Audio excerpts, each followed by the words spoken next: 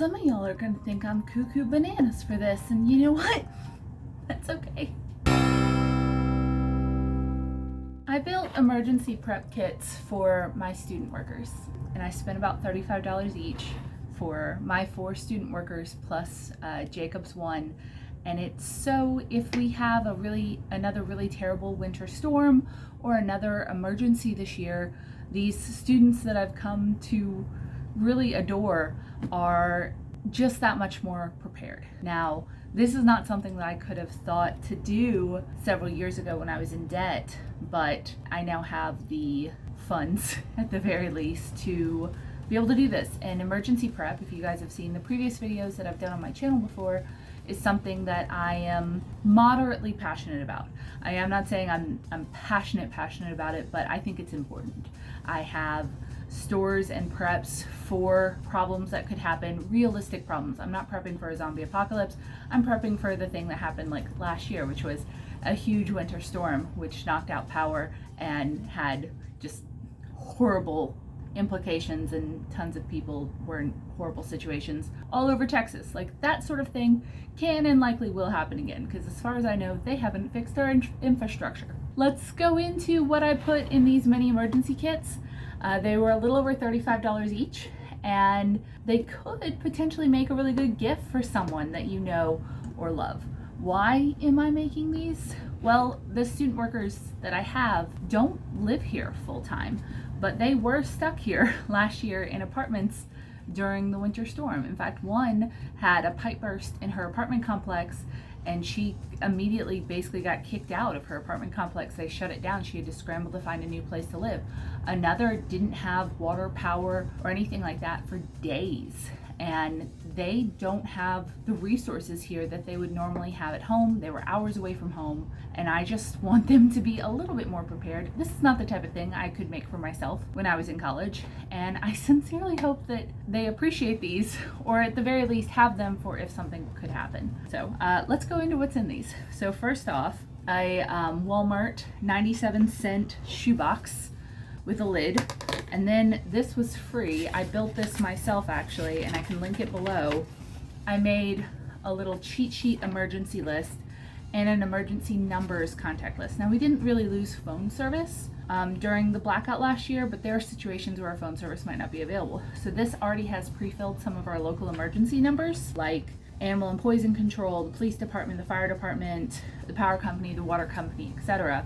And I also have a little guide here that I made that tells you how to purify water during an emergency, how to keep yourself safe in cold weather, and things that you can do that won't be dangerous. Some basic additional things that they should consider. This is just straight off the FEMA website, and other things that they should consider accumulating for emergencies. So I printed off these, and these are in each kit. And now let's see what's actually in here. What I wanted them to do is, I didn't buy food and or water or anything like that for them, but some things that they might not have on hand if there were an emergency of various kinds. First off, some bleach for both emergency cleaning and sanitation purposes, and to purify water if we have a boil water notice. An emergency blanket. These were about $3. This came from the Dollar Tree, so it's $1. Some hand warmers, once again, emergency storm. A lighter and some matches. Emergency poncho. Oh, and I got all of this stuff, with the exception of one thing, from Walmart and 2 Dollar Trees. So they were pretty easy to get, and the only thing I didn't get at either of those places was this pocket stove.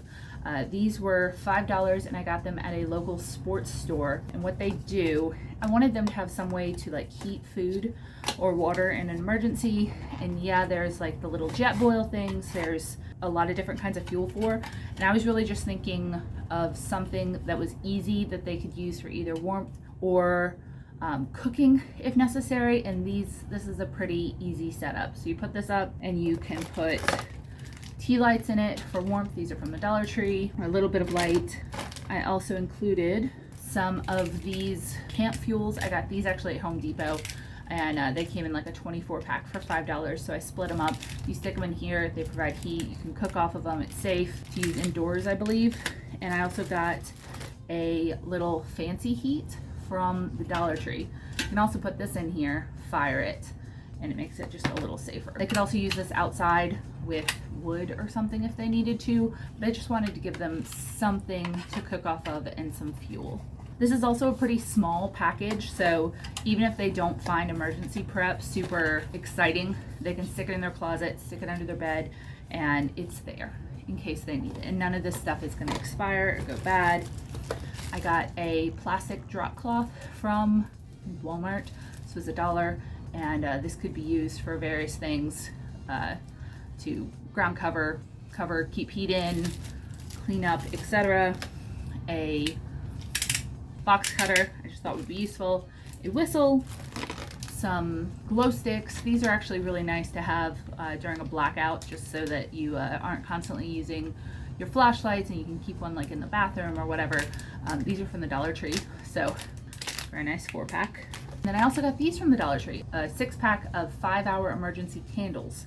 So they could also set these up in the pocket stove and be fine, or in a little, I considered making a little tin can light with some rocks in the bottom, so you could put something like this if they don't have like candlesticks, which I don't even have candlesticks, but I'm sure they'll figure it out if they need it. And then finally a headlamp, and this was also just $1 from the Dollar Tree. So this is a lot of stuff actually just to fit in a little box, but all of it's multi-purpose, all of it's multi-use, and honestly I hope they never have to use it, but if they do, it's here. Even just like the candles alone. Last time during the blackout, you couldn't find candles, you couldn't find bleach, you couldn't find any of these supplies, and I wanted them to be able to have them just ready in case, and I didn't.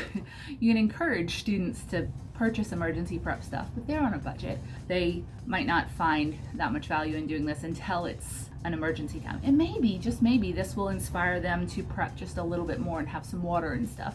The almanac has said that we're supposed to have an even worse freeze this February, so if you've watched this far in this video, you're obviously at least a little bit interested in emergency preparedness. I have a whole series of how I've prepared and easy ways for you to prepare. I have several very budget-friendly buckets that you can create, and it'll do a much better job than the pre-made emergency kits that you can find, and for a lot less money. And I hope maybe this inspires you to get just a little bit of prep together, because something is better than nothing in emergency situations, and it's very hard to find stuff when the actual emergency happens. So you never know what's going to come, but you can be a little bit prepared for it. And maybe you could give a gift similar to this to a young person in your life, or somebody who you want to just make sure is taken care of in the case of an emergency.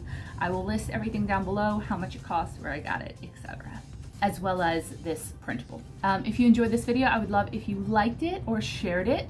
And don't forget to subscribe for more frugal, helpful things. All right, I will see you guys next time. Bye.